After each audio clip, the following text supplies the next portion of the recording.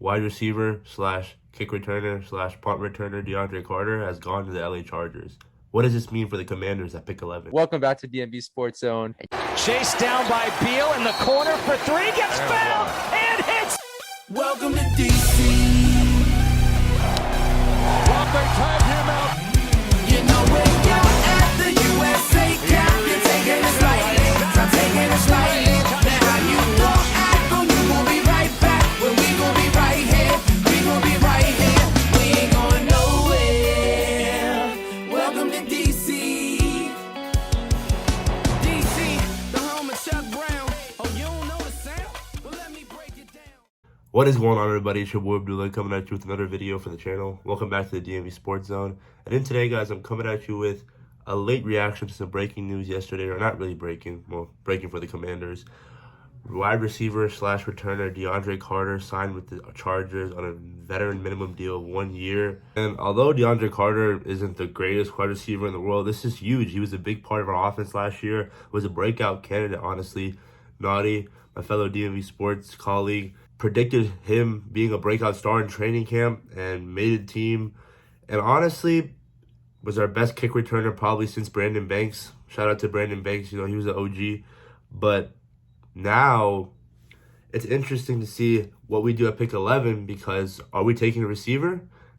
It's looking like it. We let Carter go. It opens the door for guys like Drake London, Garrett Wilson, Chris Olave, Jameson Williams. Although Jameson Williams at pick 11, I still think is a reach just because of that injury. But Naughty, the Bama fan he is, wants him at pick 11. So I don't know. We'll see how that goes.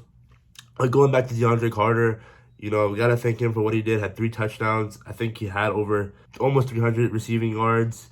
And although he was great, was a breakout star, a wide receiver 2, I can't even say wide receiver 2, wide receiver 3 at most with his production. He did have some drawbacks when it came to the season. He had that big, costly drop against the Cowboys when we played them in FedEx. Honestly, could have won us the game. We were going through so much that game.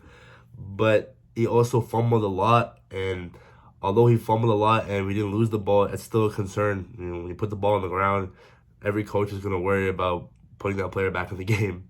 So, yeah, but the kick return touchdown against the Falcons, that was huge. I mean, we rarely see, I think there was a huge stat about how the Commanders are just not really good at special teams. So seeing a kick return touchdown was amazing. And the touchdown against the Broncos where we desperately needed it for momentum. The touchdown for the Buccaneers. I mean, he honestly, for what we expected, he exceeded expectations. So shout out to Deandre Carter. We, as a group, thought that he could have been a Pro Bowler for a special teamer for the NFC. We even tweeted about it. Audie made a huge tweet. It's probably the biggest tweet on our Twitter.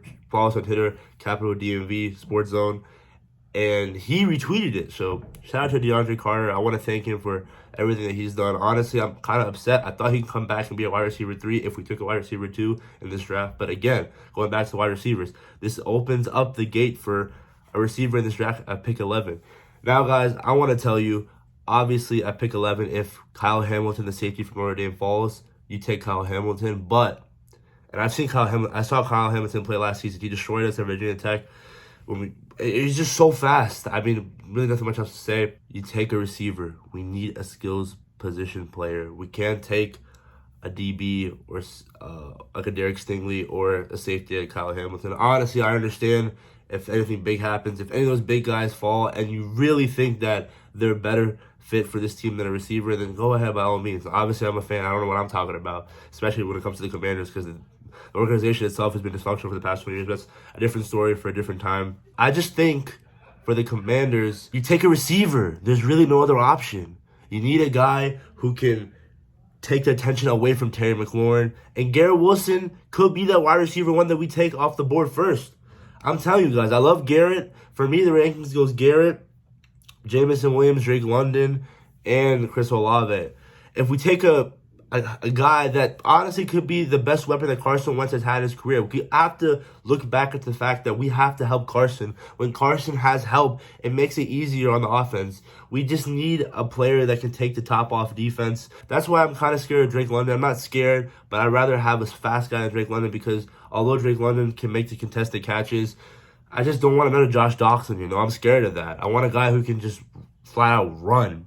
And Jameson Williams, with his ACL tear, it is kind of scary. We know injuries in Washington can be a huge thing. We saw with Bryce Love, Darius Guice with concussion. So at the end of the day, we just have to look at who our best guy is. And I'm telling you, it's Garrett Wilson. I think at the pro day, Ron Rivera went to Ohio State pro day, talked to Olave. I think he talked to Wilson as well. Maybe I'm confusing the two. But we just need that guy.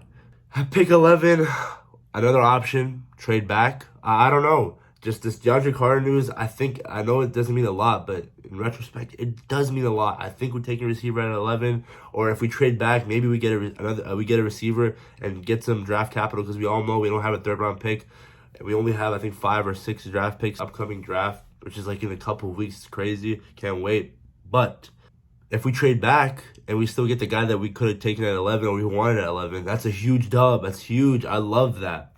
But at the end of the day, you take a receiver at 11 or trade back and get that same guy and help Carson Wentz out. Help Terry McLaurin out. I'm telling you guys, with our offense, the skills position, if we get a Garrett Wilson or a Chris Olave or Drake London or Williams with a Terry McLaurin, hopefully a healthy Logan Thomas, J.D. McKissick, Antonio Gibson, Carson Wentz, and maybe above average offensive line, this offense will be good. I think this offense will be definitely behind Dallas. I think our offense is already better than the Giants. And Philly, I think we're a little bit above Philly if we get a receiver at 11. Just help Carson Wentz out, which is something that the Eagles struggled to do or just never did in the front office.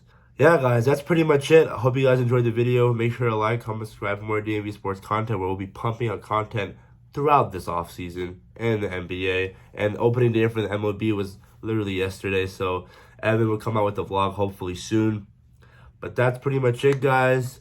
Peace. Hail to the Commanders. We need a skills position player, please.